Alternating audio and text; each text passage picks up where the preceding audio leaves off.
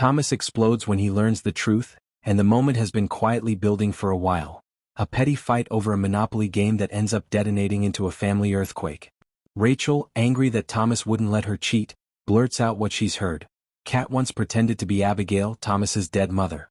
That single revelation lands in Thomas's chest like a thrown stone.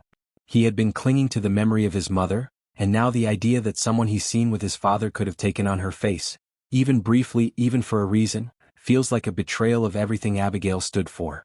When Thomas confronts Chad, it's not a simple why, but a flood of hurt and confusion. Chad has already lied once to protect Thomas from pain. That makes this new revelation feel like a second stab. Thomas will demand answers, not just explanations. He'll want to know why his father kept him in the dark, why Kat was allowed near the family story, and whether Chad's new relationship is a deliberate attempt to replace the past or some desperate, ill-judged attempt to find comfort. Thomas's anger is personal. It isn't only about Kat's deception, it's about trust with his father. If Chad's earlier lie was intended to spare the family drama, it backfires. Secrecy becomes the very thing that ruins the trust it was meant to preserve. Chad's position is painful and predictable. He didn't want Julie, Thomas, or anyone else to know because he was trying to shield his kids from another round of heartbreak and scandal. He will try to explain that Kat's impersonation of Abigail was a desperate, shameful thing done under pressure. That Kat was trying to help, that she made a bad choice in a traumatic moment, and that she didn't intend malice. Chad will frame his secrecy as paternal protection. He thought hiding the ugliness would preserve stability for his children. For Chad, this relationship with Kat is not an attempt to erase Abigail but a hesitant step toward rebuilding a life that was brutally shattered. Whether those words land depends on Thomas's emotional state and how genuine Chad sounds.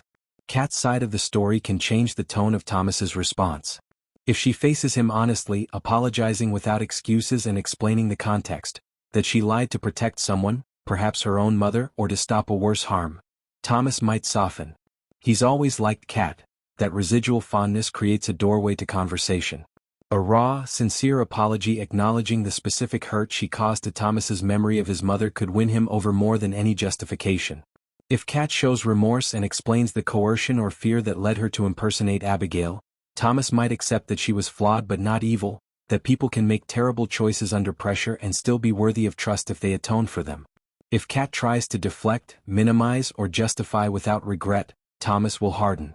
He's young enough that his sense of right and wrong can be black and white. Impersonating his mother even once may be unforgivable.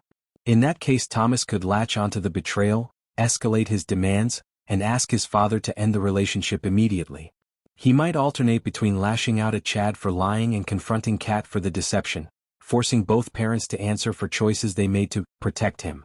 Jennifer's re-entry into Salem is another accelerant. She's likely to get wind of this scandal and rant to Julie about Kat, loud, moralistic, and unforgiving.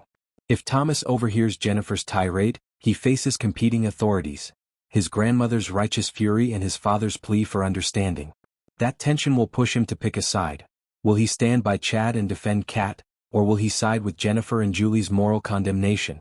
The answer depends on his maturity and the quality of the explanations he's given. If Chad and Kat present a coherent, contrite story and are willing to accept consequences, Thomas may eventually join them. If not, the fracture can deepen. Practically, this storyline has several plausible turning points. The first is the confrontation itself, whether it becomes an immediate demand to break up or an anguished conversation. The second is Kat's apology and truth-telling moment. A heartfelt confession can start repair. The third is Chad's willingness to own the lie and accept Thomas's pain rather than defensively shielding his choices. If Chad admits his mistake and puts Thomas's feelings first, Thomas may grudgingly forgive over time. If Chad doubles down on secrecy, Thomas may rebel and insist his father choose family transparency over romantic comfort.